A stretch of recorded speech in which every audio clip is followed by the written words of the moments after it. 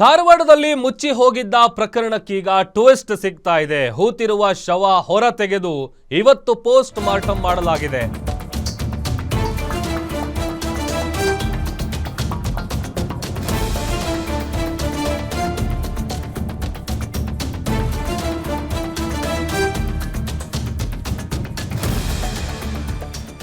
ಧಾರವಾಡದಲ್ಲಿ ಮುಚ್ಚಿ ಹೋಗಿದ್ದ ಪ್ರಕರಣಕ್ಕೀಗ ಟ್ವಿಸ್ಟ್ ಸಿಗ್ತಾ ಇದೆ. ಹೂತಿರುವಂತಹ ಶವವನ್ನ ಹೊರ ತೆಗೆದು ಇವತ್ತು ಪೋಸ್ಟ್ ಮಾರ್ಟಮ್ ಮಾಡಲಾಗಿದೆ.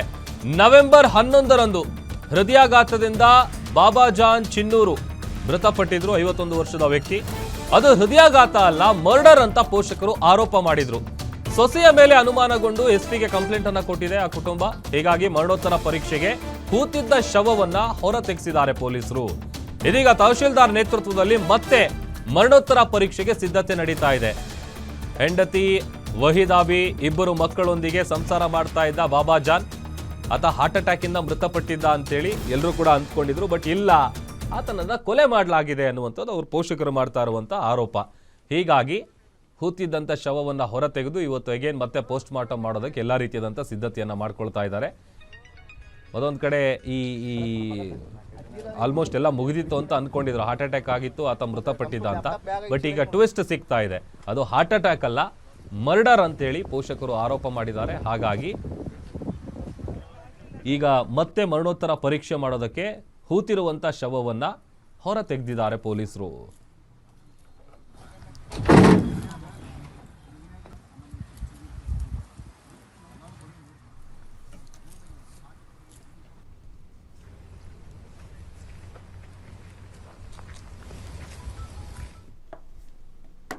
ಮತ್ತಷ್ಟು ಡೀಟೇಲ್ಸ್ ಕೊಡ್ತಾರೆ ನಮ್ಮ ಪ್ರತಿನಿಧಿ ಶ್ರೀಧರ್. ಆಲ್ಮೋಸ್ಟ್ ಮುಚ್ಚೋಗಿದ್ದಂಥ ಕೇಸ್ ಇದು. ಈಗ ಮತ್ತೆ ಹೂತಿದ್ದಂಥ ಶವ ಹೊರಗಡೆ ತೆಗೆದಿದ್ದಾರೆ, ಪೋಸ್ಟ್ ಮಾರ್ಟಮ್ ಮಾಡೋದಕ್ಕೆ ಮುಂದಾಗಿದ್ದಾರೆ.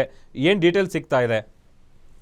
ಖಂಡಿತ ಪ್ರಭು, ಇದು ನವೆಂಬರ್ ಅಂದ್ರೆ ಕಳೆದ ವರ್ಷ 11ನೇ ತಾರೀಕು ಆಗಿರುವಂತದ್ದು. ಈಗಾಗಲೇ ಈ ಒಂದೇನ್ ಬಾಬಾಜಾನ್ ಚಿನ್ನೂರ್ ಅಂತ ಇದ್ದಾರೆ, ಅವರು ವೃತ್ತಿಯಲ್ಲಿ KSRTC ಡ್ರೈವರ್ ಆಗಿರ್ತಾರೆ. ಅವರು ಅಂದ್ರೆ ಮೂಲತಃ ಧಾರವಾಡ ಜಿಲ್ಲೆಯ ಅಣ್ಣಿಗೇರಿ ತಾಲೂಕಿನ ಭದ್ರಾಪುರದವ್ರು. ಆದ್ರೆ ಕಾರ್ಯನಿಮಿತ್ತವಾಗಿ ನಗರದಲ್ಲೇ ಬಂದು ಇಲ್ಲೇ ಹೆಂಡತಿ ಮತ್ತು ಮಕ್ಕಳ ಜೊತೆ ವಾಸವನ್ನ ಮಾಡ್ತಾ ಇರ್ತಾರೆ. ಆದ್ರೆ ಯಾವಾಗ ನವೆಂಬರ್ 11ರಂದು ಇವ್ರಿಗೆ ಹೃದಯಾಘಾತ ಆಗುತ್ತೆ ಅನ್ನೋ ಒಂದು ಮಾಹಿತಿಯನ್ನ ಖುದ್ದು ಅವ್ರ ಪತ್ನಿ ಸ್ವಗ್ರಾಮಕ್ಕೆ ತಿಳಿಸ್ತಾರೆ. ಅವರು ತರಾತುರಿಯಲ್ಲಿ ಆ ಒಂದು ಅಂತ್ಯ ಸಂಸ್ಕಾರನು ಕೂಡ ಅವತ್ತೇ ಅಂದ್ರೆ 11ನೇ ತಾರೀಕಿಗೆ ಮಾಡಿ ಮುಗಿಸ್ತಾರೆ. ಅದು ಕೂಡ ಏನ್ ಸ್ವಗ್ರಾಮ ಇರುತ್ತೆ ಭದ್ರಾಪುರದಲ್ಲಿ, ಅವತ್ತು ಅಂತ್ಯಕ್ರಿಯೆಯನ್ನ ಮಾಡಿ ಮುಗಿಸ್ತಾರೆ. ಆದ್ರೆ ಎಲ್ಲೋ ಒಂದ್ ಕಡೆ ಸೊಸೆ ಮೇಲೆ ಏನು ಅತ್ತೆ ಮತ್ತು ಮಾವನಿಗೆ ಅನುಮಾನ ಶುರುಗಳಾಗುತ್ತೆ. ಯಾಕಂತಂದ್ರೆ ಈ ಹಿಂದೆ ಎಲ್ಲವೂ ಕೂಡ ಖುಷಿಯಾಗಿದ್ದಂತ ಮಗ ದಿಢೀರ್ನೆ ಈ ರೀತಿಯಾಗಿ ಹೃದಯಾಘಾತದಿಂದ ಸಾಯ್ತಾನೆ ಅಂದ್ರೆ ಇದು ಏನಾದ್ರೂ ಬೇರೆ ಏನಾದ್ರೂ ಇದೆಯಾ, ಅಥವಾ ಅವರಿಬ್ಬರ ನಡುವೆ ಏನಾದ್ರೂ ವೈಮನಸ್ಸಾಗಿ ಕಿತ್ತಾಡ್ಕೊಂಡು ಏನಾದ್ರೂ ಮಾಡ್ಕೊಂಡ್ರ ಅನ್ನೋ ಒಂದು ಅನುಮಾನ ಶುರು ಆಗುತ್ತೆ. ಈ ನಿಟ್ಟಿನಲ್ಲಿ ಅವರು ಕೂಡ ಪೊಲೀಸ್ ತನಿಖೆ ಮಾಡ್ಬೇಕು ಅನ್ನೋ ಕಾರಣಕ್ಕೆ ಒಂದು ಪತ್ರವನ್ನ ಬರೀತಾರೆ. ಆದ್ರೆ ಯಾವುದೇ ಕಾರಣಕ್ಕೂ ಹುಬ್ಬಳ್ಳಿ,